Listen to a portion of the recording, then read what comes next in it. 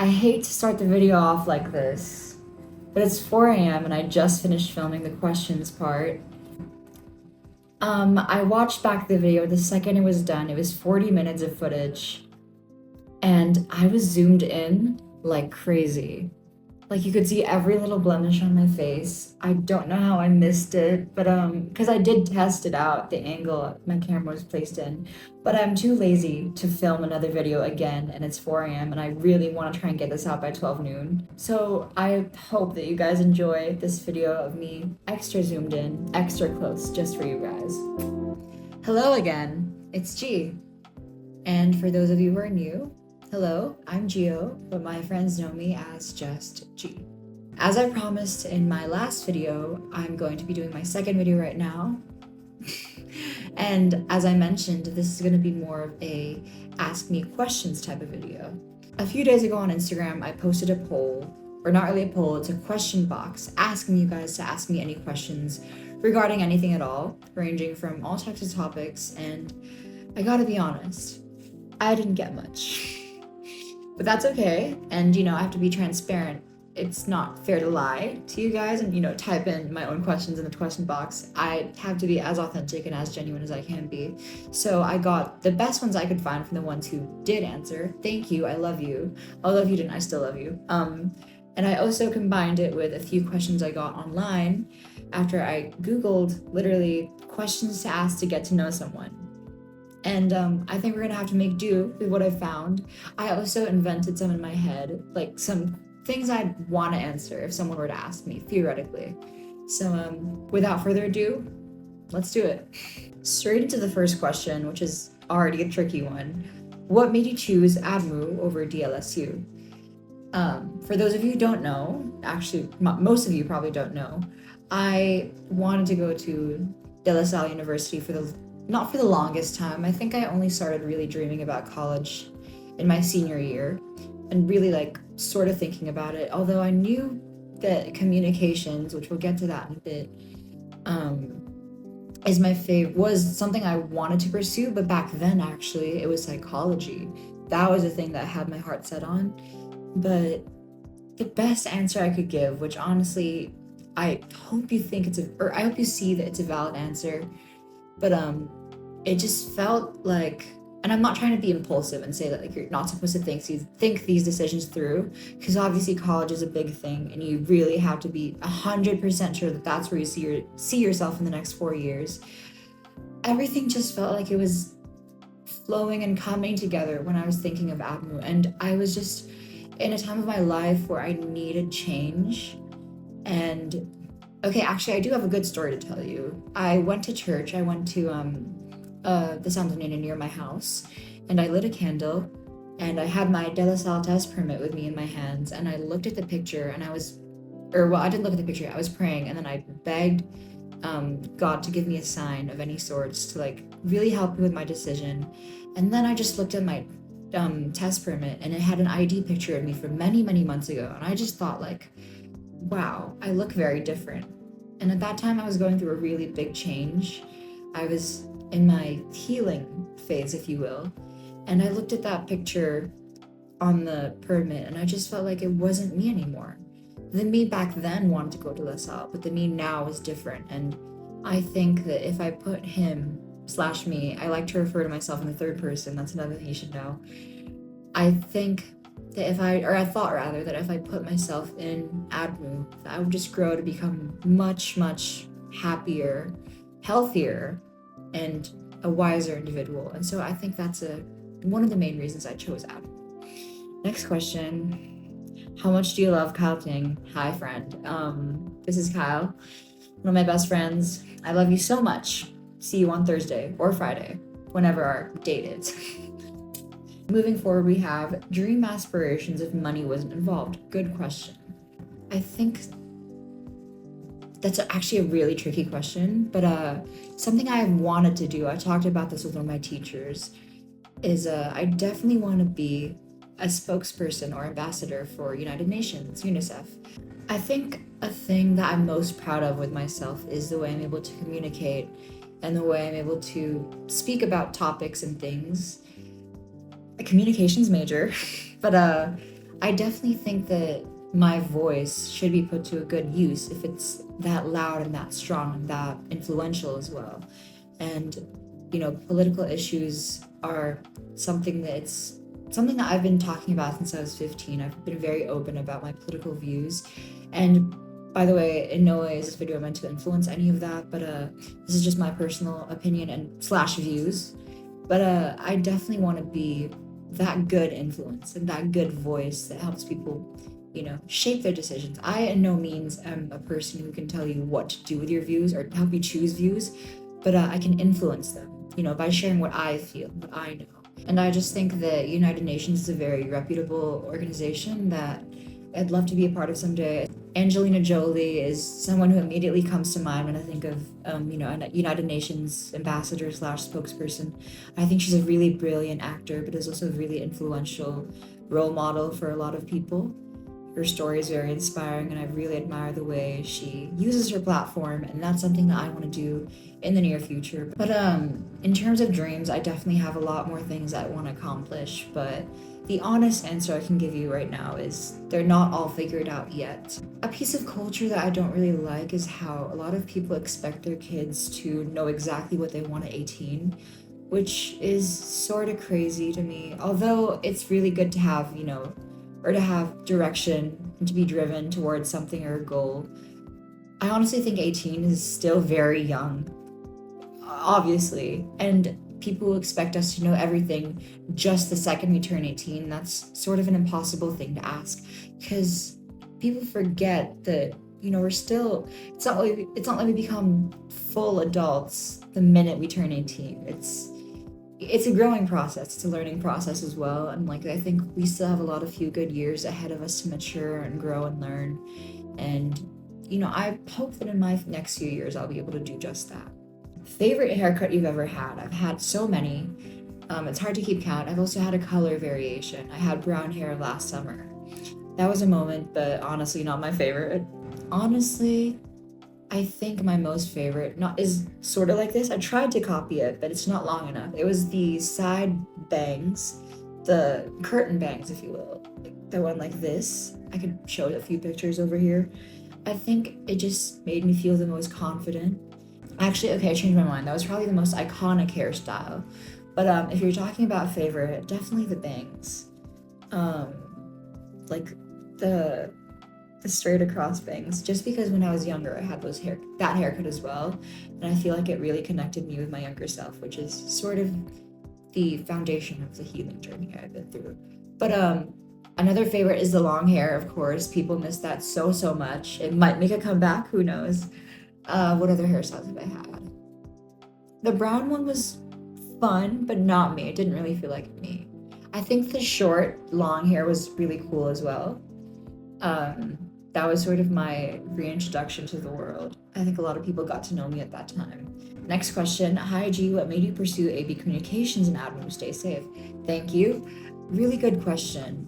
I think, like I mentioned earlier, I've always loved the way I've been able to communicate with people, and I love the way I'm able to articulate my words. That's just something that I want to grow more. I think, because the story is, I actually got accepted both to LaSalle and ADMU under the same program, communications, but I honestly thought that Ateneo, I saw myself more in that school. I felt much more comfortable making that decision, because the thing about college is, even though you're supposed to go out of your comfort zone, I've been in Ateneo de Cebu for 12 years, and I feel like maybe it would have been an easier adjustment for me. Although it's not exactly the same, it's still in the same family of Ateneo schools, and I think I'll just genuinely be happy. That's the only answer I could give you. That's the right answer as well. Is I'm gonna be very happy there, and I honestly see myself making a lot of friends. Hi, future friends, if you're watching this. But yeah, I'm really excited to go to ADMU. I've been thinking about it. Funny enough, I'm filming this at 3 a.m. by the way, but I'm also leaving in a week, which, if you're watching this, heads up, we are starting something, a new series. It is called the Moving Diaries, and the first episode will be up pretty soon, sooner than you can expect. But basically, it is sort of the highlight of this channel, the centerpiece, if you will.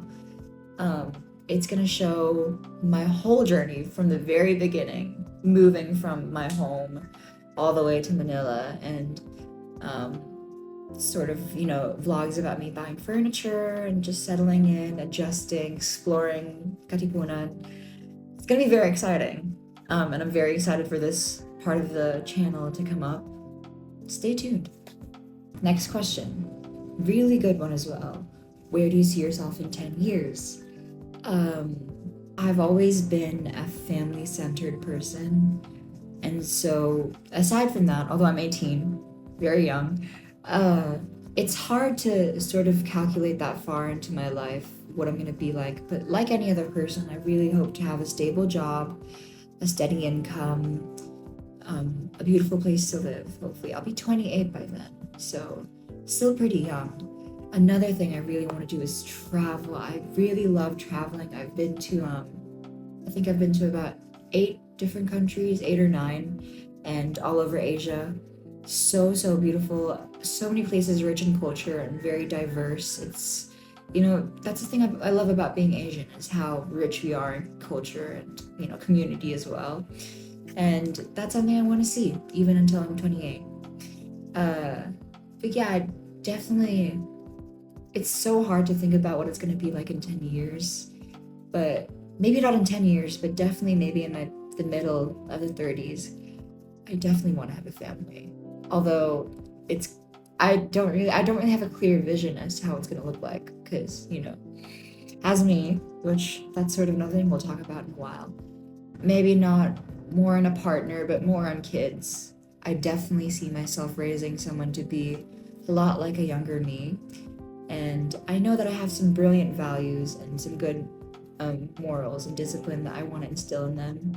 And it's, I want to bring a life into the world, a life that was molded by me. And that's still so many years ahead. Who knows, that might pop up on this channel. We'll see in 10 years, 15, I don't know how long it's going to be. But we'll see. How many tattoos do you have? I have about 9, but it's actually technically 8 because one of them faded. That was my fault. I went to the beach too early. If you know, you're not supposed to go to the beach that early after getting a tattoo. But yeah, it was my fault for sure. This one seems okay. It was done by the same artist, which is my semicolon, which this is how I'm going to explain the tattoos. What I love about my tattoos is that they're very, very personal. They have a very deep meaning connected towards me and the things I've gone through and been through. And all of them have if you scroll through my Instagram, although I archived most of the posts, there is a message on the bottom of each post explaining that tattoo and its significance to me as a person. And I definitely am looking to expand more into the future, at least, because all of these are very meaningful, and I think I've done all the meaningful ones I want. I think I'm ready to explore more of the creative side of tattoos, but who knows? I think I'm taking a little bit of a break. But my favorite ones, I think, are obviously the first one is going to be very important to me. It's on my ribs. It is More Than Words, which is a song, and it is basically about my love language, which is physical touch. And another favorite is, I think, G is the most iconic one as well. That was a very meaningful and deep one as well. And the most recent one I got is the number 12 in Roman numerals on my ankle. And a bit of background on that, 12 is my favorite number. That's another thing you should know about me, rather. It is my favorite number because I was born on June the 12th. Actually, yeah, that's the only reason. But it's always been like, I've been very, how angel numbers are a thing for people. If ever I see a 12, it just means something, 6/12 especially, because that's my birthday, June the 12th. But yeah, I definitely will be looking into, oh my gosh, the thing I really want to do is go to Apawangod. I don't know if I'm saying her name correctly, my apologies, but she's the oldest tattoo artist in the world, and she's very known for her traditional method of getting tattoos with the poke. I want to go there so bad. My mom was supposed to go, but for some reason she didn't push through with it. Hopefully in the future I can do something like that with a friend, maybe. Who is your favorite artist? None other than Miss Taylor Swift. And most people know this. Again, 1989, favorite album, the best pop album of all time. I have both versions. Taylor's version is a masterpiece, but 1989 original is stuck to my heart. But yeah, I've seen the Eras tour. I went to the Eras tour in Japan, in Tokyo, in February, and it was the best night of my life. Honestly, it was like a fever dream. Like, I couldn't believe it. It was happening right before me. But I hope to see her again in the future and, stream the Tortured Poets Department. Rep TV is next. I can feel it. Next question. I love the way you speak. How did you get to sound so eloquent? Thank you. I think a lot of practice in the mirror is what I've done. Really weird habit I do is talk to myself in bed, or not just in bed, but like anywhere. I'll talk to myself. People think I'm crazy, but I usually do it when I'm alone, so it's not as embarrassing. And I think a lot of, I like to watch a lot of interviews done by celebrities in the media and sort of just pick up on a few words and phrases that they use and incorporate it into my vocabulary. But I definitely didn't come out of my mom's womb sounding like this. It was, a lot of practice, a lot of talking to yourself. And honestly, I think people sound the best when they just be themselves. Don't try and sound like me. Sound like you. What are some things you'll miss about Cebu? Have fun in Manila G. Thank you. Definitely my family. That's the number one thing, of course. I'm gonna be all alone. Actually, no, my brother's in Manila. I don't know if he's watching this. Hi, in case you are. My family is one big thing. My pets.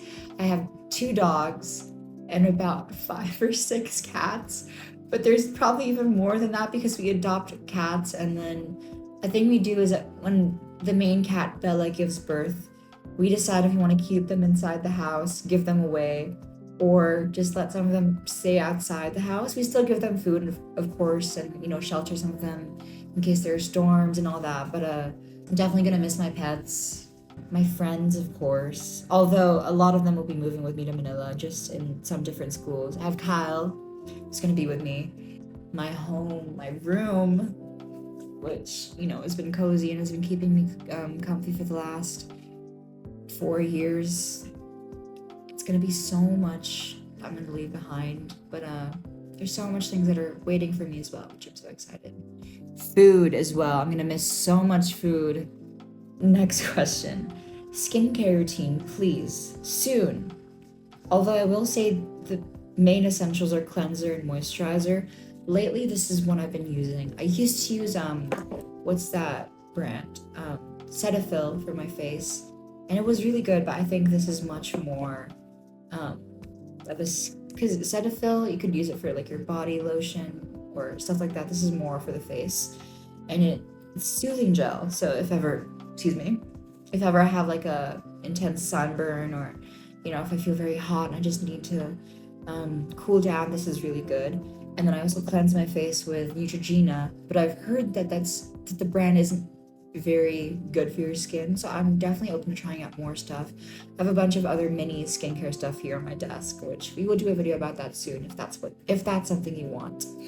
Also, if anyone else has any questions, please feel free to comment them. I'll try my best to answer, although I'm not very good at replying to people. My friends have pointed that out a bunch of times. But yeah, I'll try my best. Another thing I use is this, which I don't really know if this does anything because me and my mom Googled this, and it's literally just Evian water. But it's so like relaxing and calming. It just feels like I'm having, like a breeze go through my face. And I also use this as a setting spray for my makeup. And yeah, I don't know. I'm definitely interested in expanding my skincare regimen, if that's something that I can do in the future. Who knows? But I think I've found it best to keep makeup and skincare to a minimal. I'm a firm believer in less is more, and that is especially particular with skincare because There are sometimes people who go a little bit overboard with skincare, which you don't really need that much. Honestly, the basics will do. Next question, where do you get your accent? And this is actually the final one for the people who have asked me. Really good question, sort of a long answer and a bit of a history here. So, I was born here in Cebu. My two siblings weren't. My brother was born in Manila. My sister was born in Shanghai. And I went to Shanghai with my family. We all did. We moved when I was around 3 or 4, I think, maybe even 2. And I went to a British school. And I think that's where I picked up my accent at first. But a funny story is when I was younger, I used to be more of a British accent. So when my mom would come home, I'd be like, Mom, can I have some candy, please? And it was really specific on the candy. For some reason, because all my classmates are British, a few Chinese as well, because again, it's Shanghai. But yeah, I think my accent changed a little bit when I moved here into more of an American sounding English. I also really, like I mentioned earlier, I really love to mimic celebrities when they do interviews. Who knows if my accent is just like a fabricated one from all the celebrities I've been watching, but yeah, that's where it started, back in British International School. Here I am. This is my accent now. Anyways, these next two questions are some I've picked up from the internet and some I've made in my head. They're very little, because I don't want to keep this too long. Okay, the first one, and one that I really been dying to answer. If you could have dinner with anybody, dead or alive, who would it be? The immediate answer is Marilyn Monroe. Sorry, I thought I had her on my wallpaper here, but it was actually on this phone that you're on right now. Marilyn Monroe is just very expressive, and she's a very intelligent woman. Most people don't know that. And most people don't know that her real name is actually Norma Jean. Marilyn Monroe is a stage name she used. And I just think she was such a brilliant woman who really knew how to play with a camera and become a character on screen. But I really want to get to know her off screen and just hear from her, because she actually is really smart.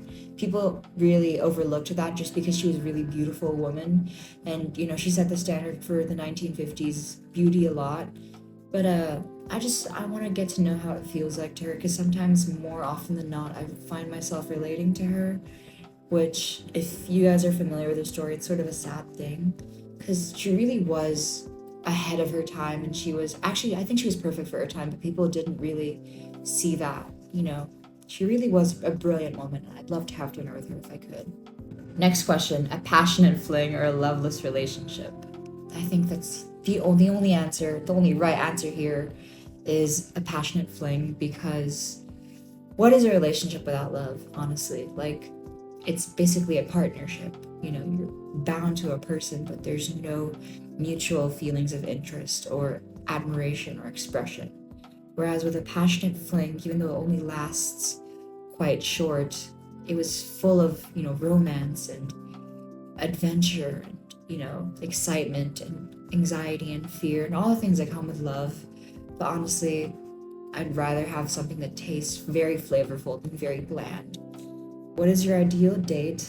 These questions are getting a little bit, hard to answer, but I've actually never been on a date.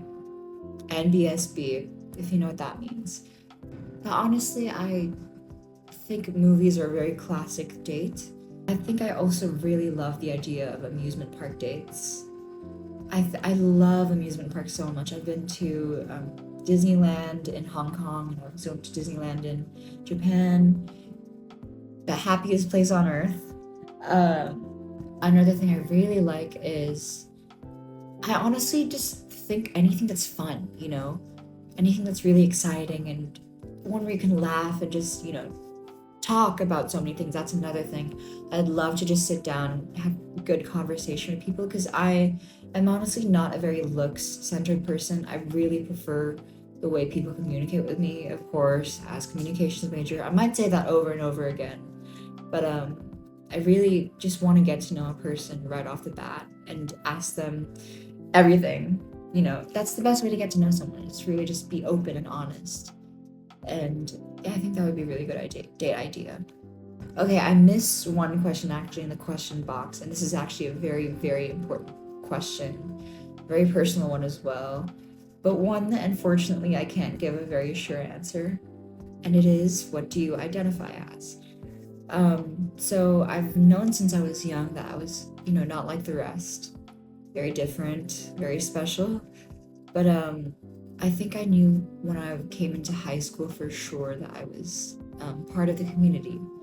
And right now I'm still part of that community. But however, I think gender is a very fluid thing to talk about. And by fluid, I mean it, could change a lot depending on a person's feelings.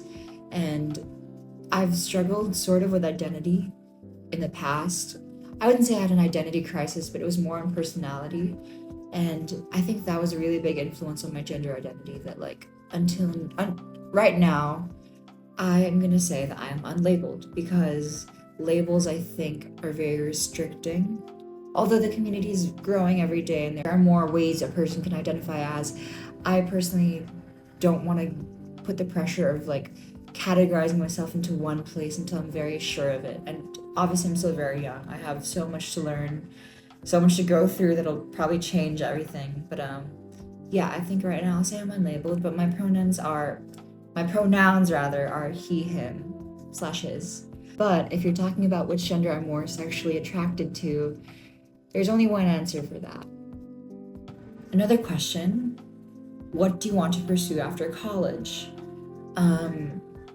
Okay, this is the second to last question, and honestly, probably the hardest one I'm going to answer because the truth is, right now, I can't give you an answer because the reality is, I'm not so sure yet. I'm not going to lie to you and say that I have everything figured out because that would be, that would be foolish of me to do, to say one thing and then totally not believe in it at all. Because like I mentioned at the very beginning of this video, I really don't like when people expect me or expect kids, literal teenagers, 18-year-olds, to figure out exactly what they want to do from the start of college to, up until you're in your 30s. How are we supposed to know that that's exactly what we want? And so the answer I'll give you is, I hope that in the next 4 years, when I'm nearing the end of college rather, towards my graduation, I can give you a better answer. But communications is a very good course, and I'm really happy to be in communications, and I will figure it out.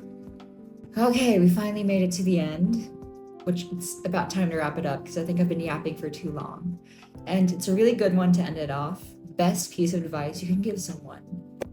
Honestly, I am in no means to give anyone advice because I too need so much advice from people, but I will say that the journey I've been on in terms of healing and growth has led me to believe that the one true piece of advice I could give someone is to be as authentic, to be as you as you can. And I know it sounds so cheesy because you've heard it 1,000 times before, but pretending to be someone else, someone I wasn't, was honestly what led to my downfall. What led to me having to push restart on everything because it was so draining to be someone else, have a completely different idea of you in people's minds, and then to hear what they have to say about you based off what you choose to be towards them, if that makes any sense. It's honestly, I'm much happier to be the most genuine version of myself now because the me back then, it wasn't working. And so the one piece of advice I could give, especially to the younger kids who are, just about to enter high school, it's going to be scary and you're going to be influenced to change a lot.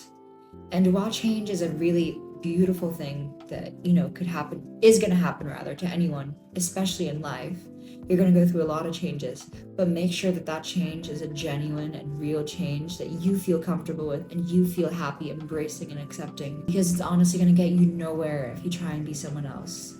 So yeah, be you. Don't be me. Don't be anyone else. Just be you. That's why I think the channel is called Just G, because this is truly and originally just me. We finally made it to the end. I'm very sleepy. It is 4 a.m. Jesus. But honestly, this is a really good video. I've been putting it off, but I'm glad I did it. And I hope that this video helped you guys get to know me a little bit more. Obviously, I know there are some people who still are afraid to ask me some questions, which that's okay. I hope that this video has opened you guys to another side of me and, you know, truly makes you feel more connected. But we have a lot more opportunities, a lot more videos coming in the future for you to get to know me a little bit more better. And yeah, sorry, I'm really tired, honestly. I don't think this video is coming out today. If it does, then we did it. But if not, let's hope it does. But I think that's going to be all for this video. This might be the longest video I will do because, like I mentioned in the first video, I'm really interested in keeping this just really short, something someone could watch on the way to school. But this has turned into a whole podcast. And with that, I'm going to wrap it up. Again, thank you guys for choosing to click on this video and for watching this video. I hope it really did entertain you. If you guys have any more video requests, which honestly, that's something I really wanted to ask. If you guys have anything, interesting to suggest, maybe a future idea, please comment down below. And I'm also going to link my social media down below for those who are meeting me on this platform. Again, my name is Gio, but my friends know me as Just G. It was really nice to talk to you guys. Please take care, stay safe. Good night, or good morning.